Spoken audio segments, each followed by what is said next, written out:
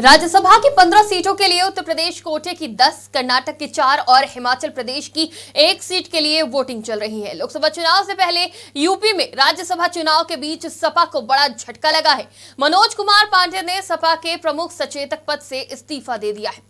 वहीं बीते दिन हुई सपा के विधायक दल के नेताओं की बैठक से 8 विधायक गायब रहे थे, जिसके बाद सपा को क्रॉस वोटिंग का डर सताने लगा था। दरअसल उत्तर प्रदेश कोटे की 10 सीटों के लिए कुल 11 प्रत्याशी मैदान में है, जिसमें से 8 भाजपा और 3 सपा के हैं।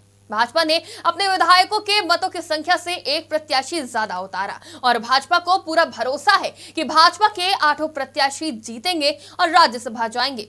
दरअसल भाजपा के पास अपने 7 प्रत्याशियों के लिए पर्याप्त वोट पहले से मौजूद थे और सपा के पास 3 प्रत्याशियों के लिए पर्याप्त वोट है, लेकिन भाजपा ने एक प्रत्याशी ज्यादा उतारा। तो अब सवाल यह है कि भाजपा का प्रत्याशी जीत कैसे रहा है। भाजपा के पास 255 विधानसभा सीट है, तो वहीं सपा के पास 111 और अन्य के पास 37 सीटें थी। ये 2022 के चुनाव का परिणाम था, लेकिन अब समीकरण बदल चुके हैं।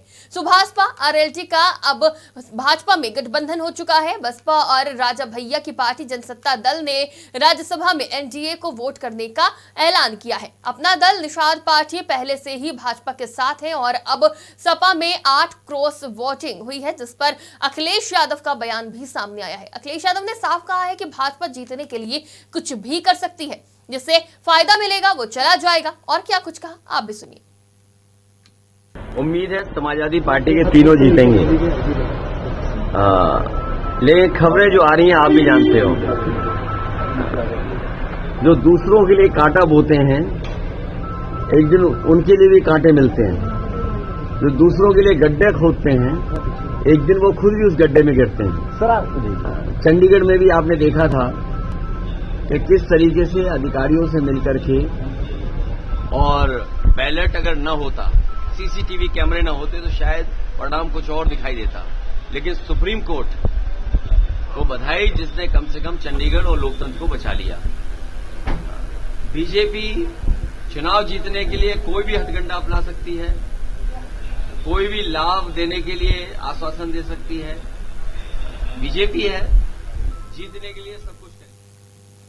वहीं क्रॉस वोटिंग पर शिवपाल की प्रतिक्रिया भी सामने आ चुकी है। राज्यसभा चुनाव में क्रॉस वोटिंग की अटकलों पर समाजवादी पार्टी महासचिव शिवपाल यादव ने कहा कि वो लोग समाजवादी पार्टी के चुनाव चिन्ह पर जीते थे। अगर ऐसा होता है तो आगे हमें भी देखना पड़ेगा।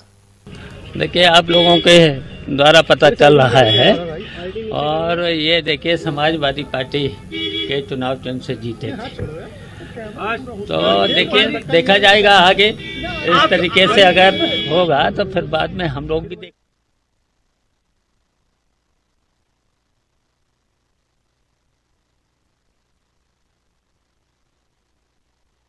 एनडीए में भी क्रॉस वोटिंग हुई है। भाजपा गठबंधन के साथ ही सुभाषपा के 2 विधायकों ने क्रॉस वोट किया है, जिस पर ओपी राजभर का बयान सामने आया। एनडीए वाले हैं, पीडीए वाले हार रहे हैं, हारे वाले केवल दही बीजेपी तरह को बचा रहे हैं। यार हम लोग एनडीए वाले हैं, पीडीए वाले हार रहे हैं, हारे वाले केवल दही। तो आपने सुना कि हम एनडीए वाले हैं, पीडीए वाले हार रहे हैं, पीडीए वाले हारने वालों को वोट देंगे क्या, इस तरह का बयान सामने आया है ओपी राजभर का। तो वहीं जनसत्ता दल के नेता राजा भैया ने भाजपा को वोट करने के बाद कहा कि हमने साफ कर दिया था कि जनसत्ता दल बीजेपी उम्मीदवारों का समर्थन करेगा। बीजेपी के सभी 8 उम्मीदवार जीतेंगे। सत्ता दल भारतीय जनता पार्टी के प्रत्याशियों को मतदान करेगा, ये तो हम कल ही स्पष्ट कर चुके हैं और पहले भी स्पष्ट कर चुके हैं। और 8 के 8 प्रत्याशी भाजपा के विजयी हैं। अब ये तो उनसे पूछिए, लेकिन हम इतना कहेंगे कि आज मंगलवार है, सब शुभ होगा। हनुमान जी महाराज का दिन है, आज मंगल ही मंगल होगा।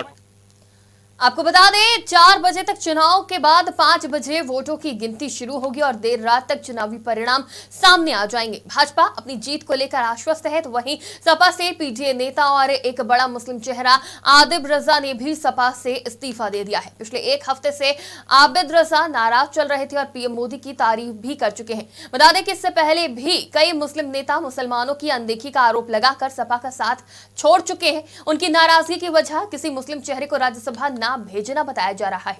वहीं सपा को यह बड़ा झटका ऐसे समय में लगा है जब किसी भी लोकसभा चुनाव का ऐलान कभी भी हो सकता है। माना जा रहा है कि 10 मार्च तक चुनावी तारीखों का ऐलान किया जा सकता है और सपा में ये बड़ी टूट आगामी लोकसभा चुनाव पर असर डाल सकती है।